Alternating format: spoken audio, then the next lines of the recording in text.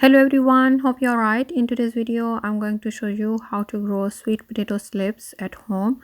You can buy sweet potato slips in April or May from garden centers, but they cost a lot of money to buy, and basically sweet potatoes take a long time to grow, especially in UK here when the climate is very mild. We don't get the high temperatures even in summer, which these plants need to grow well, so it's a good idea to start them as early as possible indoors and give them a good head start, and then you can plant them outside once the weather is warm enough, like 20 degrees centigrade or above, for them to perform.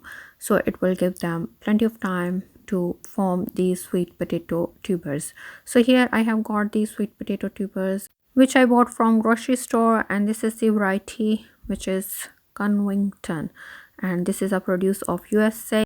So here I have got this sweet potato tuber, and I'm going to poke these skewers in the sweet potato on four sides, and I have got a glass of water which is filled halfway, and I will put this sweet potato tuber in the glass so its bottom side touch the water.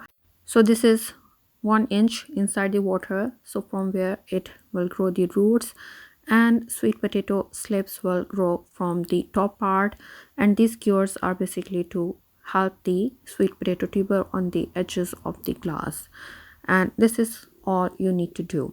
So I'm doing this, and I keep this glass of water with sweet potato in it in my windowsill, which is south facing, so it will get some sunlight as well, and it will be nice and warm there, which will help the sweet potato slips to grow bigger.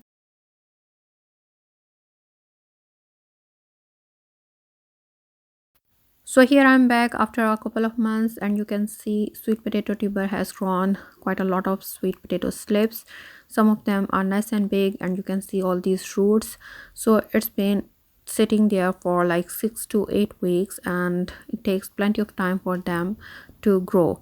So it is a slow process, but it gives you a head start to grow your own sweet potato slips. And at this point you can detach the sweet potato slip, and you can put them inside the water, so they can grow the root, which I have already done. So I have detached 2 or 3 sweet potato slips and put them inside the water, and it's been like 1 week or so, and they are already starting to grow roots. So I'll be detaching the rest of the sweet potato slips as well and putting them inside the glass of water, and I'll still keep them inside my house in the sunny windowsill so they can grow nice and well, and they can grow roots. And when they are big enough to go outside and it's nice and warm, which will be late May, early June, then I can plant them outside.